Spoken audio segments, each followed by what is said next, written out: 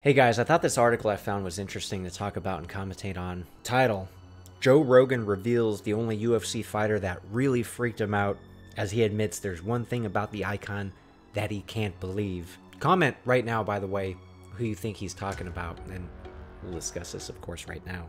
So Joe Rogan has watched some of the most terrifying fighters of all time during his career in the UFC, but there's only one that really freaked him out. The popular commentator confessed that this particular MMA icon was truly terrifying inside the cage. Joe Rogan says Yoel Romero is the only UFC fighter who really freaked him out. Of all the fighters Joe Rogan has ever commentated on in the UFC, Yoel Romero is the only one who really shook him to his boots. The Cuban icon was built like a superhero, with possibly the most muscular physique the sport has ever seen. However, the Soldier of God wasn't defined by his physique, with the ferocious competitor proving himself in not one, but two sports. Romero excelled in the world of freestyle wrestling before making the switch to MMA, where he climbed the ranks of the UFC. I think he was a silver medalist winner in the Olympics, by the way, so just a genetic freak, a real standout. Blessed with thunderous power, the combat sports star scored terrifying knockouts over the likes of Chris Weidman and Luke Rockhold. And with such an intimidating aura, he really made an impression on Joe Rogan, who told Jorge Masvidal that he can't believe the UFC title challenger could make the middleweight limit, which is 185. And I think, depending on what you look up online, they'll say Yoel Romero is anywhere between 5'10 and 6 foot. So with that much muscle at 185 is crazy, because I'm about 185 right now at 5'9 to 5'10, and he's quite bigger, but obviously he's walking around 200 plus and then dropping a ton of water to make weight. But Rogan, the podcaster, exclaimed, "The only guy who freaked me out was Yoel Romero. Yoel Romero would look so big at 185 pounds. You're like, how is that 185 pounds? How is that even possible? He looks like a heavyweight." Masvidal replied, "I've known Yoel since he got to America.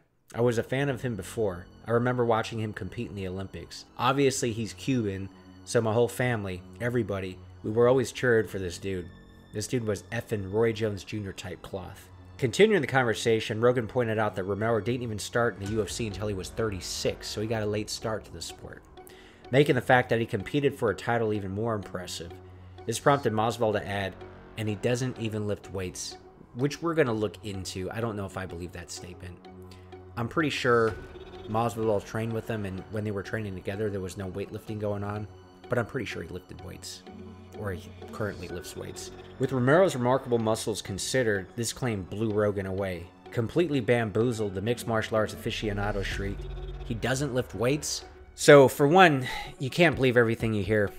And you can't believe everything on the internet, though we are going to look into this on the internet, of course. So if you just do a search on the internet about Yoel Romero's lifting routine, if he lifts weights, you get several articles that pop up. Now, I don't know if these are true or not. This one, for example, kind of has his whole split. Right here, it says he follows a 3-day split, focusing on shoulders, back, chest, and cardio. So day one is lower body and power, where he's doing single leg box step-ups. Okay, so that's not lifting weights. He's doing resisted sprints. That's also not lifting weights. He's doing weighted jumps with dumbbells. That's not really lifting weights. He's doing medicine ball slams and medicine ball lateral throws. And then day two is rest. Day three is upper body and strength, where he's doing power cleans or variations, so that is weightlifting. He's doing barbell push press, which is also weightlifting, sumo deadlifts, cable punches for the cross and the uppercut, Hindu press ups, and jumping lunges. So he's doing a lot of plyometrics and some weightlifting, like Olympic weightlifting. So maybe Jorge Masvidal is talking about he's not doing more of like a bodybuilding, that kind of routine. But it looks like he does implement at least explosive Olympic lifts, which makes sense why he would want to do that. Day 4 is rest. Day 5, technical and explosive strength, Olympic ring muscle ups, handstand presses, explosive chin ups, shoulder bridge presses. So in general, with that kind of workout, I could see how somebody would build muscle, especially if they have the right genetics and the right diet. And there's not a lot of lifting in there. There's some explosive Olympic lifting. There's not a lot of lifting in there, but with Yoel Romero, I could see him building that kind of physique. And as far as him just weighing 185, if we look at him right here, and this is where he was 205, made his Bellator light heavyweight debut, you could see, his legs look okay, but they're not nearly as muscular as his upper body, so that's where some of the weight is not. A lot of it's in the upper body, not as much in the legs. And even here, he's 205. But I could see cutting enough water to the extreme and how ripped he is. I could see how he would make 185. And being that lean, you just look much bigger. And I'm sure, because they're given a day before they actually have to fight, he got back over 200 pounds. So even though the middleweight weight limit's 185, a lot of these guys will actually fight on fight day at over 200 pounds. But yeah, what an impressive specimen, for sure. Now, even on Quora, someone was asking what kind of nutrition and workout routine does Yoel Romero do to get his physique and explosive power. And this guy had mentioned, you know, first genetics. He's Cuban.